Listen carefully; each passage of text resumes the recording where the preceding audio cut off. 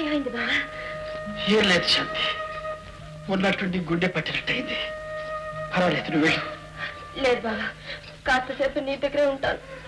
నువ్వు వెళ్ళు శాంతి, నాకేం పర్వాలేదు, వెళ్ళు. శాంతి, వెళ్ళబట్టుంటే వాడు నీ కోసం వెయిట్ చేస్తారు, వెళ్ళు. ఎవరండి ఆ అబ్బాయి? పెళ్లి కూతురు బావా. ఇంట్లో మేనర్గా ఉండగా మరో సంబంధం చూసుకోవాల్సిన అవసరం వచ్చిందండి.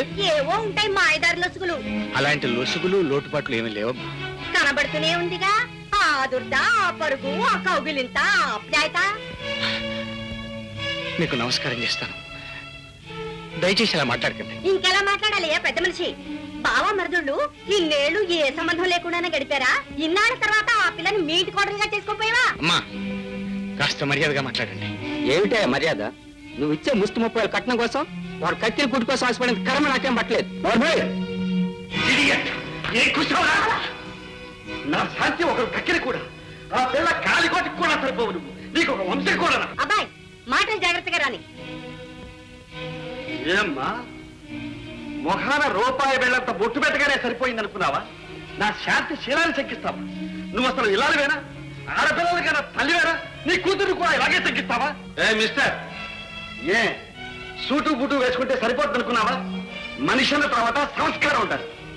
ఆడ మగ మాట్లాడుకున్నంత మాత్రాన, ఒకరినొకరు అడ్డుకున్నంత మాత్రాన, అందులోనూ బాలకు సుస్థిగా ఉండి పడిపోతుంటే మరదలు పట్టుకుని లోపలికి తీసుకున్నంత మాత్రాన వణుకుతారా అంతకంటారా?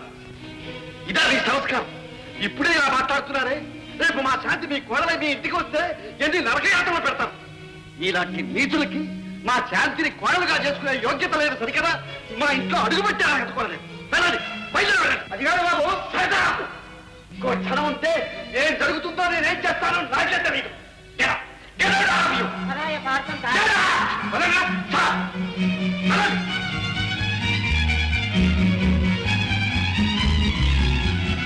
ఏరా, ఇప్పుడు నీకు తృప్తిగా ఉందా? నీ కళ్ళు చల్లబడ్డాయా? నేను నీకు నాన్నను కాదురా, నువ్వు నాకు ఒక శత్రువుగా అవతరించావు. శాంతి జీవితాన్ని నాశనం చేయడానికే నువ్వు నా కడుపును పుట్టావు.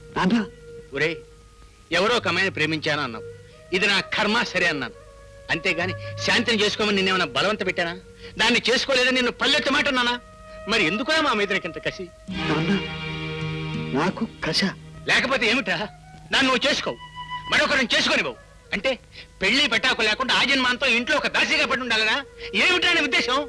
నాన్న, శాంతి ఆజన్మాంతం దాసిగానే ఉండక్కర్లేదు, పెళ్లి కాకుండానే ఉండక్కర్లేదు. అంటే మీకు కోడలిగాను నాకు భార్యగానే ఉంటుంది.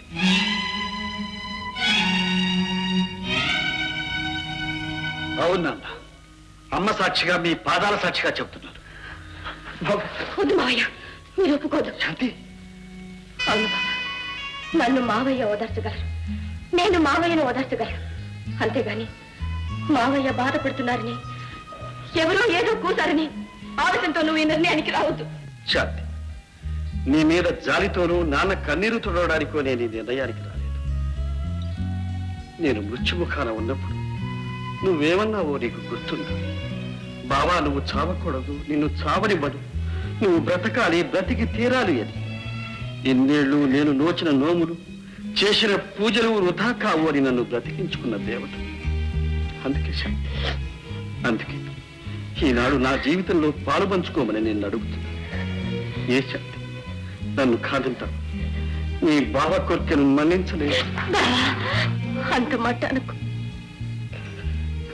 శాంతి. నాన్న, వెంటనే ముహూర్తం పెట్టించు. బాబు, నాన్న, బాబు.